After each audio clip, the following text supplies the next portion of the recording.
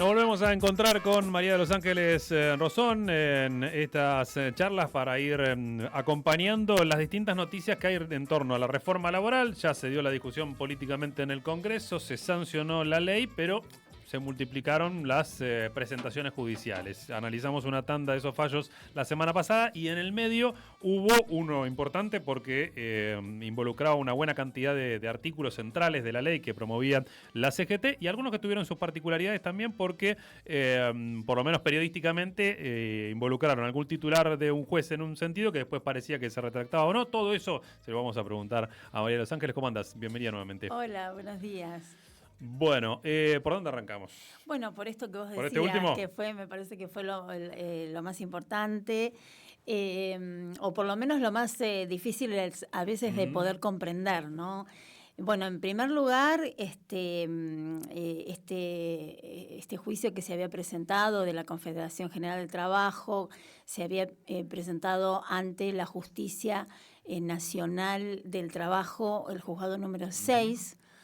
Se presentó una acción declarativa respecto de todos los artículos, de 83 artículos de la reforma laboral, la llamada Ley de Modernización Laboral, y digamos que con ello una medida cautelar solicitando que se suspenda, que el juez dicte una medida rápida y provisoria para que se suspendan la reforma laboral, la aplicación o la vigencia de esta ley de modernización laboral hasta tanto se resuelva la cuestión de fondo de estos 83 artículos. Bueno, esta resolución salió favorable a la CGT y digo yo a todos los trabajadores y todas las trabajadoras, porque el juez efectivamente hizo lugar a esa medida cautelar. Ajá. ¿Qué es una medida cautelar? Es una medida provisoria, como dije, que tiene que cumplir con ciertos requisitos, como por ejemplo de aplicarse, digamos, si no se aplica, digamos, esa provisoriedad o esa suspensión, perjudicaría los derechos de los trabajadores de manera inmediata, es decir, tiene que haber una necesidad, una urgencia, y una urgencia sobre todo para poder evitar un daño a los trabajadores. Así que esto el juez declaró, digamos, prima facie y de manera provisoria que esta aplicación de estos 83 artículos, que es como vos muy bien dijiste, es la parte medular, es decir, es donde se abarcan todos los derechos, toda la reforma más sustancial.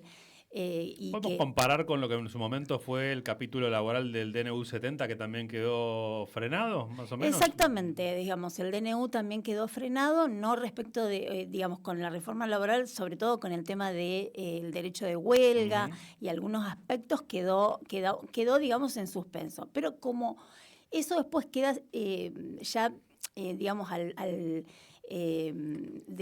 aprobarse legislativamente, claro, esta ley de modernización laboral, que no tiene sentido, digamos, esa suspensión. Claro, esto es más difícil porque es ley, digamos. Claro, ¿no? exactamente, porque es ley y porque además regula, por ejemplo, mismas cuestiones, por ejemplo, el derecho de huelga, que después lo voy a tratar, si te parece. Bueno, cuestión que entonces el juez entendió que esta medida era importante decretarla porque había prima facie una inconstitucionalidad de estos artículos, que es lo que veníamos nosotros hablando y analizando.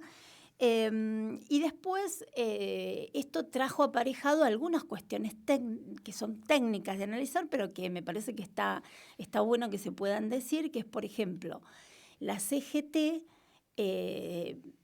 si bien, digamos, es una confederación, digamos, una confederación que agrupa a todos los sindicatos de la República Argentina, bueno, tiene un ámbito reducido o no. Eso es lo que se planteó también en el ámbito de esta medida cautelar, ¿no? Es decir, hasta dónde se puede aplicar esta suspensión. ¿Es a todos y todas las trabajadoras de la República Argentina?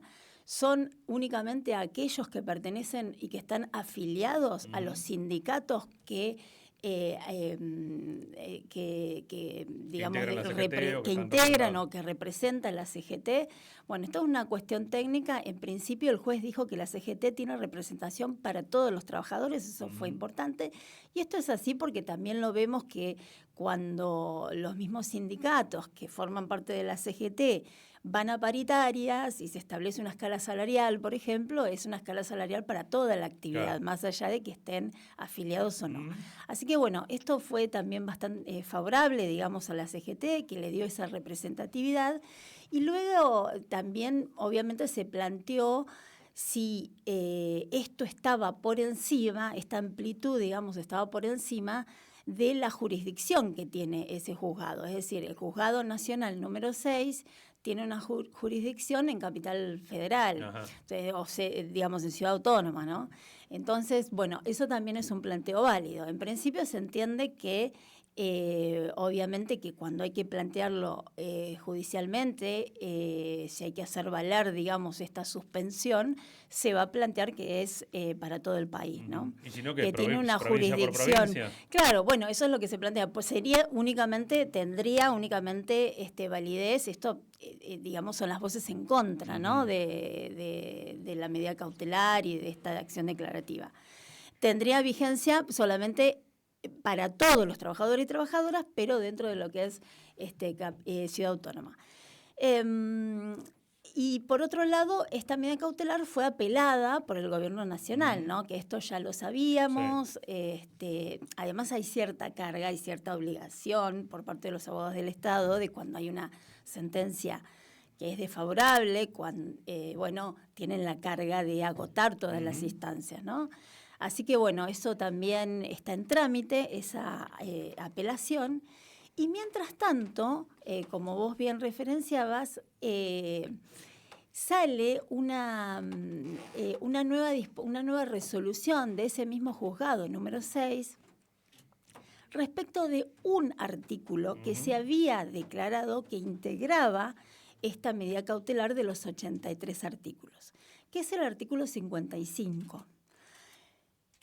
Y el juez lo que toma en cuenta es que al momento de fallar no había tenido a la vista un informe que se había hecho por jueces y jueces, por una asociación, creo, de jueces y juezas laborales, sí, donde se investiga y se informa y se analiza el impacto que tienen la forma de calcular los intereses en los juicios laborales que ya están en trámite en todo el país, digamos, en las distintas provincias.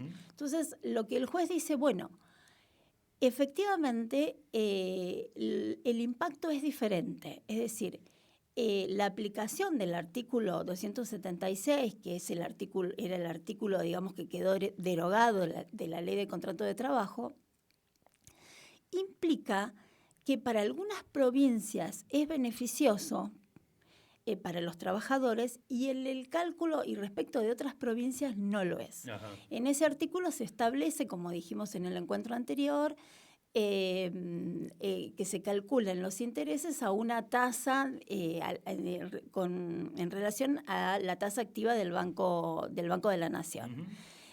Con un piso de un 67%, teniendo en cuenta ese parámetro. Esto, comparado con la nueva reforma que se quiere instalar con el nuevo artículo, que es el cálculo de intereses por el precio, por el IPC, el índice del precio del consumidor, más un 3%, haciendo comparación de la aplicación de ambos, en algunas provincias resulta que es beneficioso para los trabajadores y en otras provincias no lo es. Porque el IPC que toma, ¿cuál es? Digamos, ¿por qué cambian los parámetros por la provincia? El Banco Nación es la misma referencia para todo el país. Es la misma referencia, pero en las provincias se toma, por ejemplo, en provincia de Buenos Aires se toma la tasa del Banco de la provincia de Buenos Aires. Está bien. En Mendoza la tasa de Mendoza. La tasa de cada banco. Claro, entonces esa tasa de cada banco a veces es más beneficiosa. Ajá.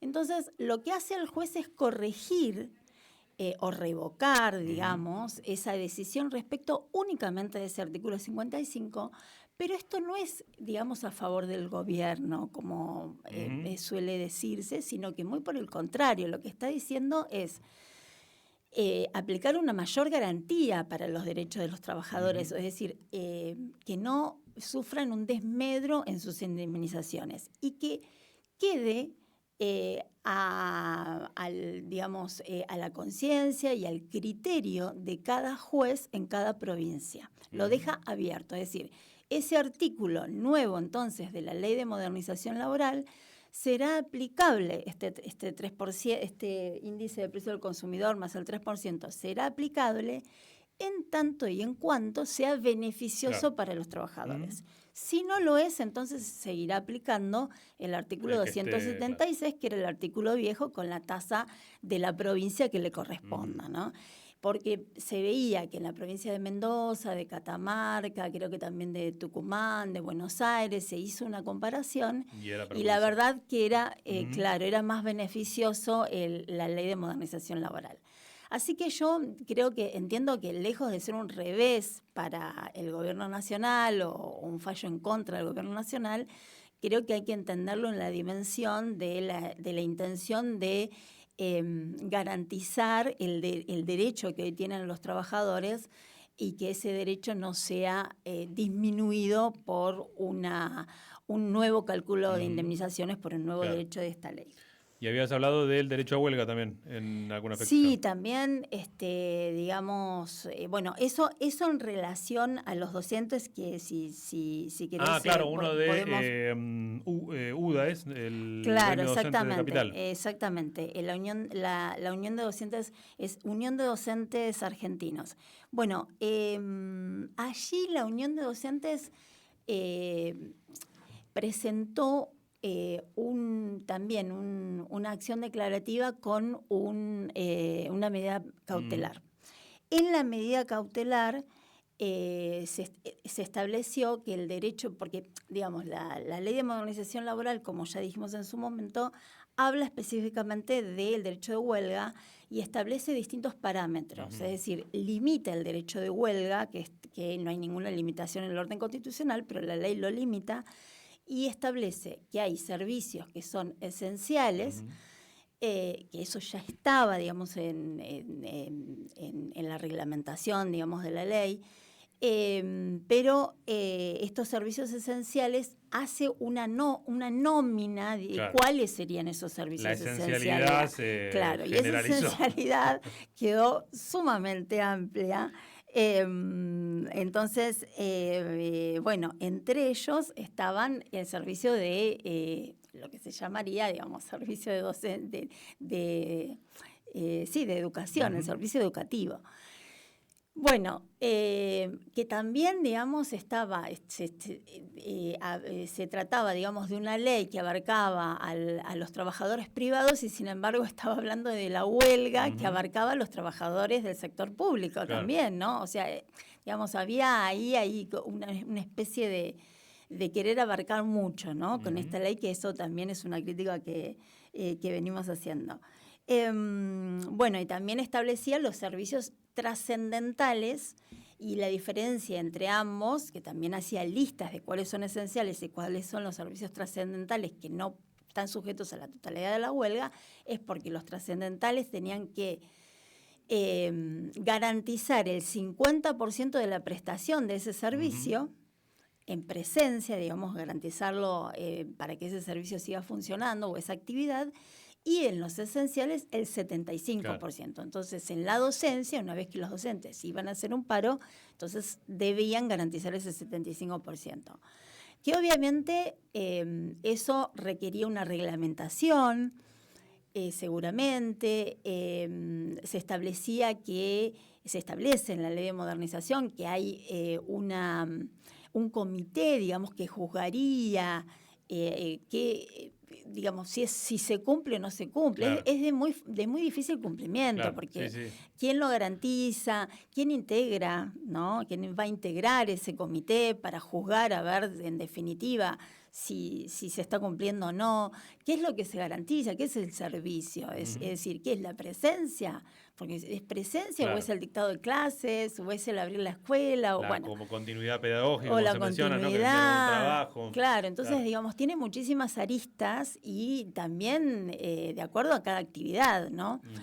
Pero en el caso de la Unión de Docentes Argentinos, lo planteó respecto de que entendían que era una limitación a su derecho de huelga, y esta medida cautelar también, digamos, fue Ujú. aprobada, y el juez entendió que iba en contra de nuestro artículo 14 bis, que digamos, establece el derecho de huelga, Claro. sin ninguna Ujú. restricción.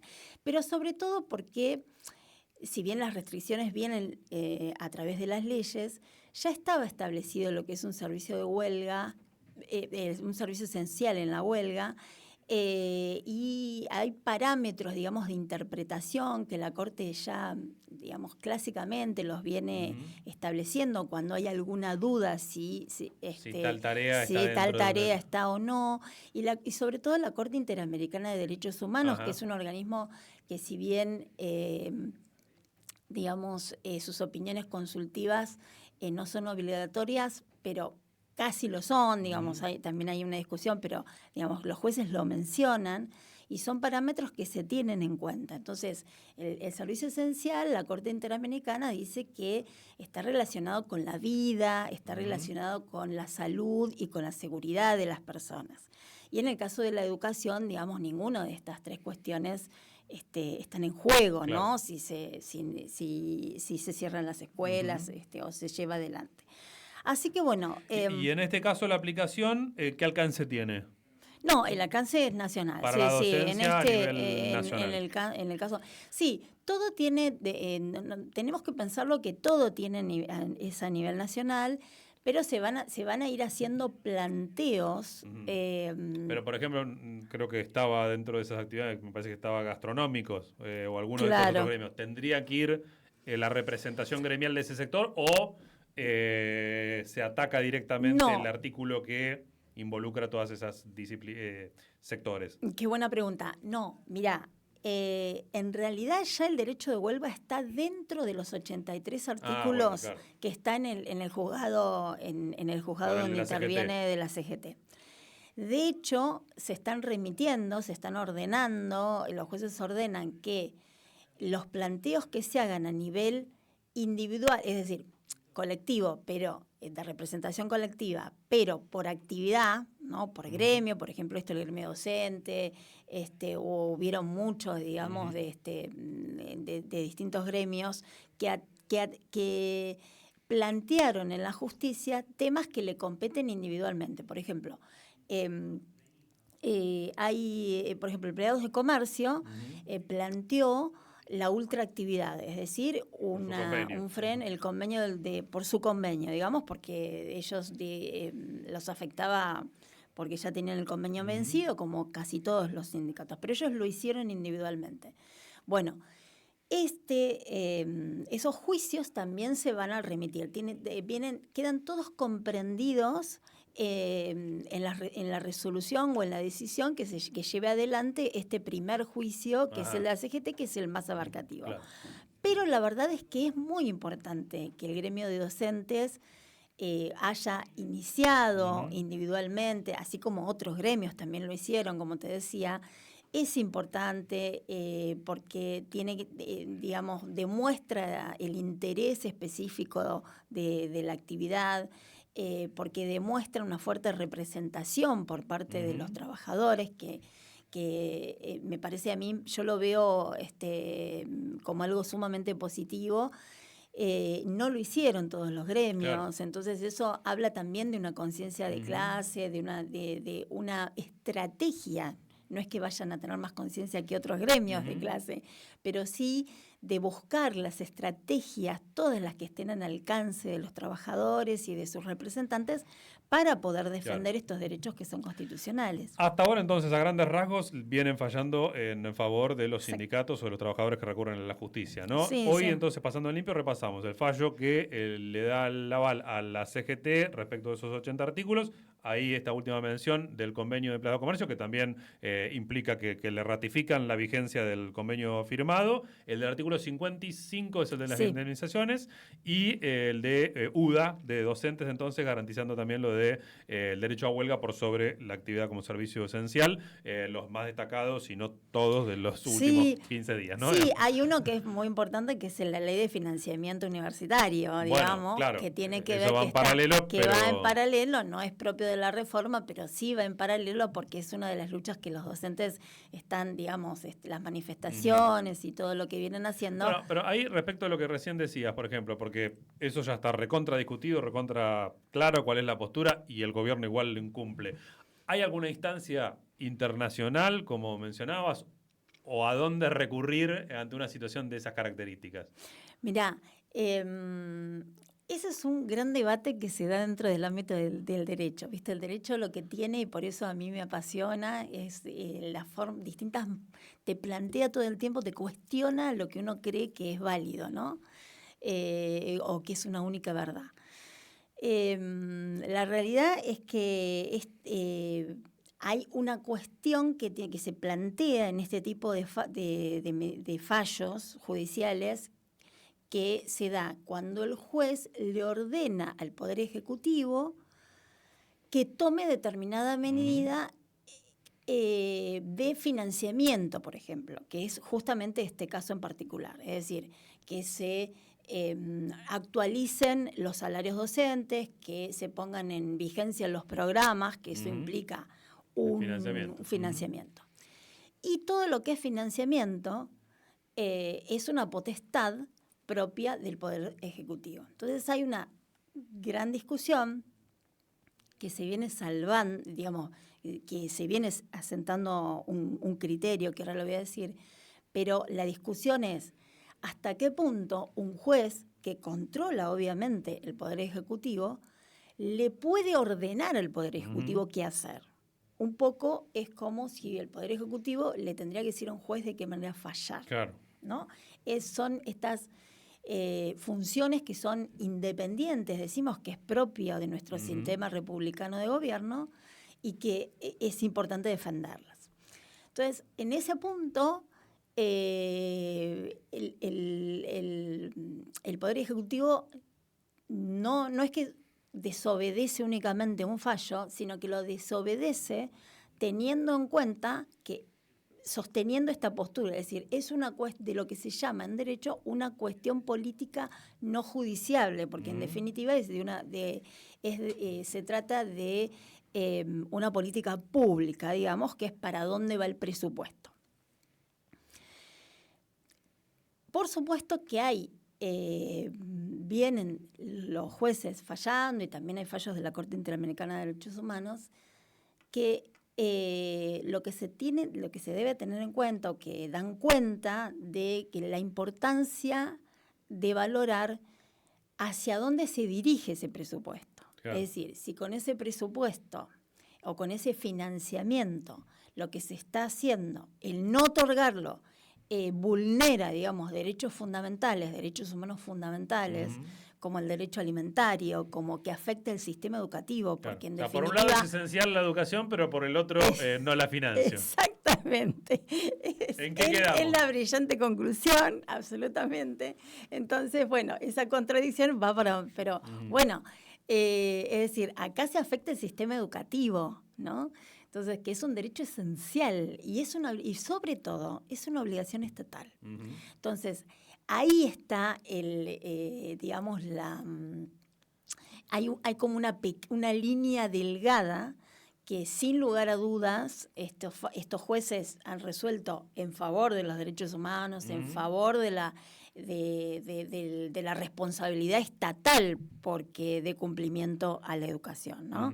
Así que va en ese sentido. Bien, bueno, lo retomaremos en algún momento, nos quedamos sin tiempo. Ahí mencionar simplemente que, además de un juzgado, estuvo el Congreso sancionando y ratificando esa ley después del veto presidencial, ¿no? Pero va para larga la discusión, así que en unos días la retomamos. Muchísimas gracias por venir. Bueno, gracias a vos. María de Los Ángeles Rosón, en FM de la Calle.